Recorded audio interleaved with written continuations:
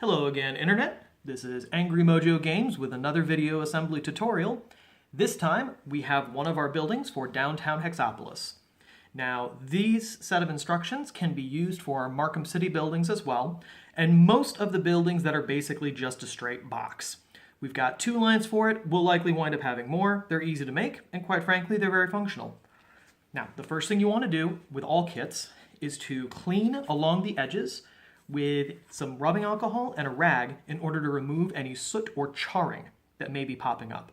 That can prevent the glue from bonding the 2 pieces properly together.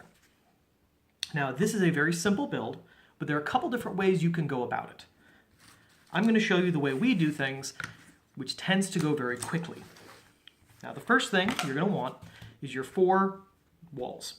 Now, the most important thing to do with the walls, and this is the one way that you can really mess up, the only way you can really mess up, come to think about it, go ahead and make sure that the lines are all straight. Because if you do flip the wrong way, you wind up having these holes for the railings not matching up. This is the only way you can really mess this up. Well, there's one other way, but we'll get to that in a minute. The next step you're going to do is take the railings and you're going to dry fit them in to make sure that you are properly aligned. Now this way, if you look very closely, you have a little bit of a tab moving over the dovetailing. That's incorrect. That will stop this from working properly. Now if we flip it around though, then it works perfectly fine. Very simple way to be able to judge and keep this working properly.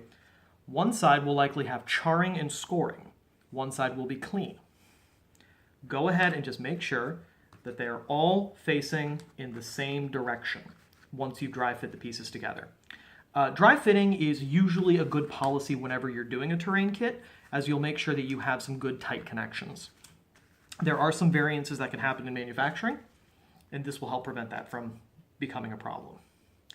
Now our second step is to take our glue, and we're going to go ahead and apply it to the inside of the rails like this.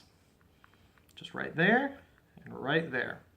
Maybe a little bit there, maybe a little bit there. Once again, like with most of our kits, when you're dealing with gluing MDF, a dab will do you.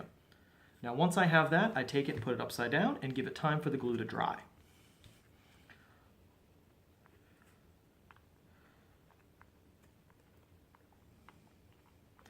Now if you are putting together any one of the buildings, it can be a 2-story, it can be a 3-story, it can be one of our 4 or even 5-story buildings from Markham City. You're using the exact same process. You just may have more of these, and you may be making a building that just is a little bit more stable.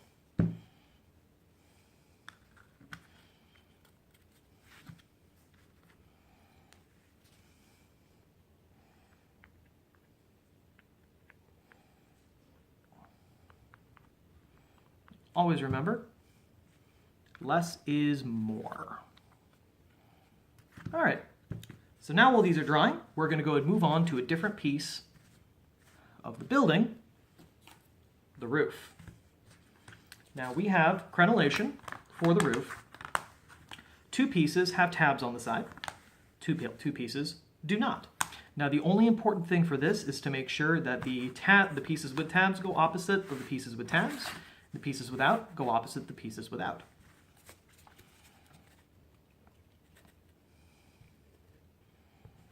I'm going to go and apply a little bit of glue.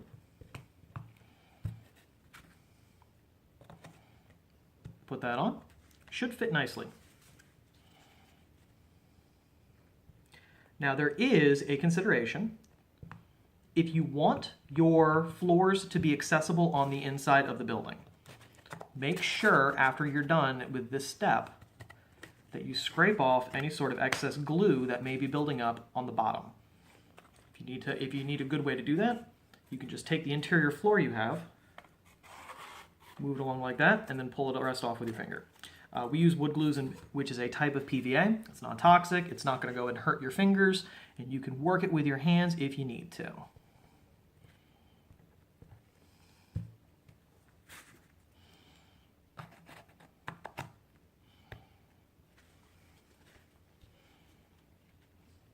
Personally, I don't find myself entering the buildings very much,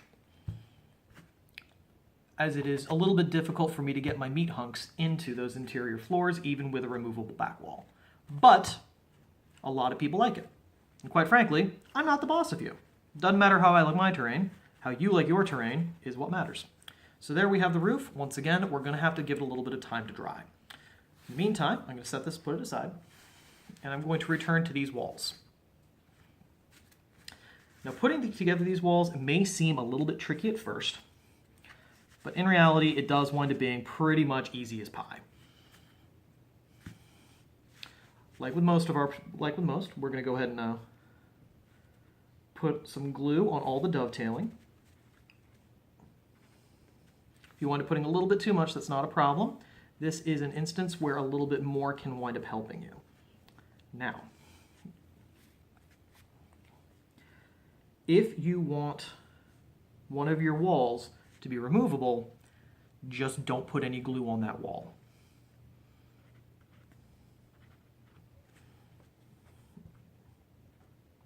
If you want your roofs to be removable, don't do the step that I'm about to do. Because I just like my buildings to be blocks, put a little bit of glue here along the tabs. Now these tabs are designed to hold the interior floor structures and just have the interior floors setting on top of them. Once again, if you want to be able to remove your floors, do not put glue there.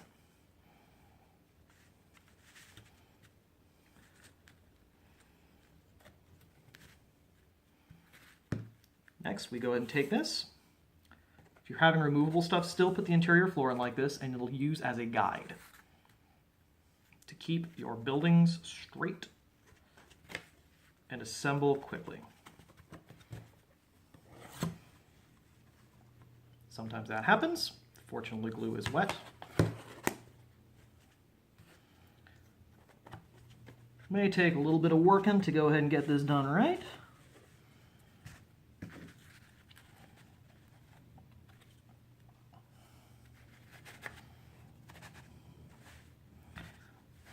And there you go. The basic structure is done. Now, once again, if you want to be able to remove a wall, you can. If you are doing that, then I recommend at this step you wrap it with a large rubber band to hold it in place. But in the meantime, I'm going to go and put the roof on with the last step, because I should do all the steps. Once again, if you want to be able to remove your roof, as many people do, don't do this step.